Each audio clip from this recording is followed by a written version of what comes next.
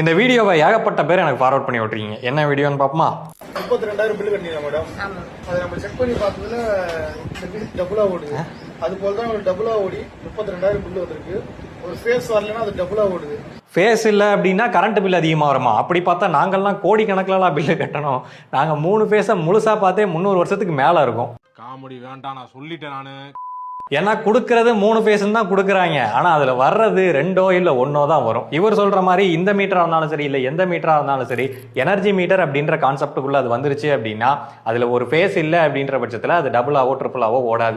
ஒரு ஃபேஸ் இல்லை அப்படின்னா அதுக்கான கரண்ட்டை வந்து அது எடுக்காது. சரி, அப்போ இந்த பிரச்சனைக்கு என்ன காரணமாக இருக்கலாம் அப்படின்னு சொல்லி கேட்டிங்கன்னா உங்களுக்கு புரிகிற மாதிரி சொல்கிறேன். ஃபர்ஸ்ட் விஷயம் வந்து மீட்டரே வந்து பிரச்சனையாக இருக்கலாம். ஸோ மீட்டர் தான் அந்த இடத்துல வந்து மாற்றி ஆகணும். அப்படி இல்லை, மீட்டர் பிரச்சனை இல்லை அப்படின்ற பட்சத்தில் இப்போ நம்ம வீட்டுக்கு வரக்கூடிய கனெக்ஷன் வந்து இப்படி தான் இருக்கும். இது R phase, Y phase, B phase. இங்கே நடுவில் கனெக்ட் ஆகிருக்கிறது வந்து பல்ப் அப்படின்னு சொல்லி வச்சுக்கலாம். ஸோ இது B1, B2, B3. ஸோ இப்போ நடுவில் இருக்கிறது வந்து நியூட்ரல். ஸோ நார்மலாக இந்த ஆருக்கும் நியூட்ரலுக்கும் இடையில, அதே மாதிரி ஒய்க்கும் பிக்கும் நியூட்ரலுக்கும் இடையில இந்த கனெக்ஷன் வந்து ரன் ஆகும். இதுதான் 3 ஃபேஸ் கனெக்ஷன். இந்த நியூட்ரல் வந்து இபி மீட்டர்லேருந்து டேரெக்டாக வரும். அதே மாதிரி இந்த R phase, Y phase, B phase மூணுமே வந்து இபி மீட்டர்லேருந்து தான் வரும். இப்போ ஏதோ ஒரு பிரச்சனையினால இந்த இபி மீட்டரோட நியூட்ரல் வந்து நம்ம கட் ஆயிருச்சு அப்படின்னு சொல்லி வச்சுப்போம்.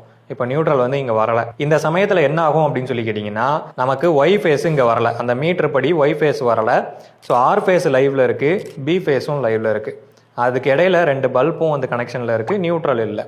அப்போது இந்த ஆர் ஃபேஸ் வழியாக இந்த 2 பல்பும் வந்து இந்த 2 ஃபேஸுக்கும் இடையில கனெக்ட் ஆகிரும். நமக்கு தெரியும் 2 ஃபேஸுக்கும் இடையில வோல்டேஜ் வந்து 440 வோல்ட்டு. நம்ம வீட்டுக்கு வரக்கூடியது 220 வோல்ட்டு. அப்போது இந்த வோல்டேஜ் வரல. 440 வோல்ட்டுக்கு இடையில 2 பல்பு சீரியஸாக கனெக்ட் ஆயிருக்கு அப்படின்றதுனால இது 220லையும் இது 220லையும் ஒர்க் ஆகும். அப்போ நார்மலாக ஒர்க் ஆகிற மாதிரி நமக்கு தெரியலாம். ஆனால் இங்கே மேட்ரு என்னென்னா இந்த ஆர் ஃபேஸும் வந்து இபி மீட்டரோட கனெக்ட் ஆகுது, இந்த பி ஃபேஸும் வந்து இபி மீட்டரோட கனெக்ட் ஆகுது. அப்போ இந்த இபி மீட்டரில் இங்கே ஒரு கரண்ட் டிரான்ஸ்ஃபார்மர் கொடுத்துருப்பாங்க. இதோட கரண்ட்டை செக் பண்ணுறதுக்கு இங்கே ஒரு கரண்ட் டிரான்ஸ்ஃபார்மர் கொடுத்துருப்பாங்க. இப்போ பல்பு இங்கே ஒரு 100 வாட்ஸு, இங்கே ஒரு 100 வாட்ஸ் இருக்குது அப்படின்ற பட்சத்தில் மொத்தமாக 200 வாட்ஸ் தான் லோடே.